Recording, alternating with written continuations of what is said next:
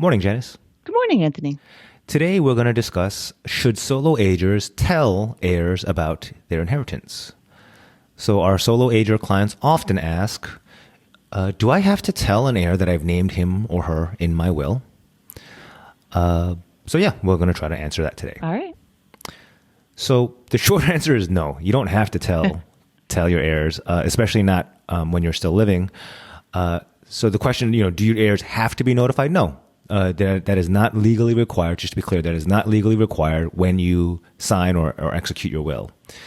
However, this is an important distinction, once you die and your executor is beginning the probate process or the, estate settlement process, then yes, your executor is required to notify your heirs that they have been named in the will.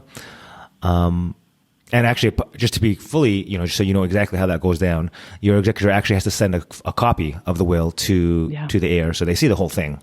If that matters. So they're gonna find out. Yeah. Right? Oh, and not just that, but they also say who gets what, like who else gets what. Everything. Yes. So that seems to be important list. to a lot of our clients. So just know that's what's going to happen. Yes.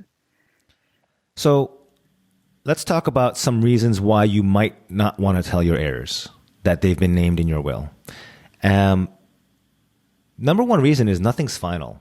You're gonna live. Everyone who comes in. I've never had a client, pass away imminently after doing a will with us. Thankfully, Thank you. So there's a good chance you're going to change your will. So telling somebody what they're going to get and then changing it later, awkward. Yeah, that might be worse than not saying anything at all, right? Oh, yeah. By the way, now you're not in it. You lost 10% because you didn't give me the big piece of chicken at Thanksgiving or whatever. So yeah, you don't want to cause any unnecessary drama between you and that heir, and equally importantly, between different heirs. Like what if you have two nieces and it used to be 50-50, but now you've kind of nudged it over to 75-25. Fine, yeah, that's definitely going to be awkward between you and the heir who got knocked down to 25%.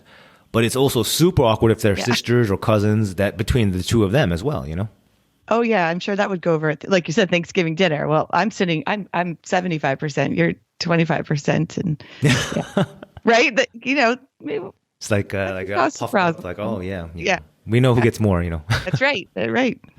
And lastly, I don't know, this affects some of our clients. It may feel not great. It may feel like you're dangling the inheritance in front of your relatives for you're kind of leading them on, as it were.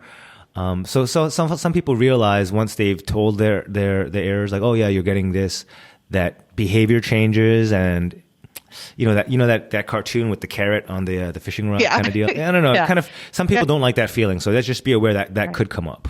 And that could work either way, right? If you were told, oh, you're getting everything, and they can kind of back off and just go away, and it seems like it could work either way, right? Yeah. Like, hey, all right, I'm in the will now. I don't have to be around as much. Right. Because some people unfortunately are like that, but yeah, that's tough. Well, lastly, what about the situations where it makes sense to tell your heirs? So just if you haven't gotten the sense, the vibe here, I'm generally against telling your heirs. I mean, I think, again, for the reasons we discussed already, things change and it tends to cause drama. But there are some circumstances where it may make sense. One circumstance is where you're helping them plan. So if you have a niece or a nephew who has, school-aged children, and they're like really kind of hustling and struggling to figure out how much do they need to save for their kids' college. And you kind of know, like, I'm not going to be around that long, and by then they're going to have an inheritance from me to take care of that, or at least put a big dent into that, because college is expensive.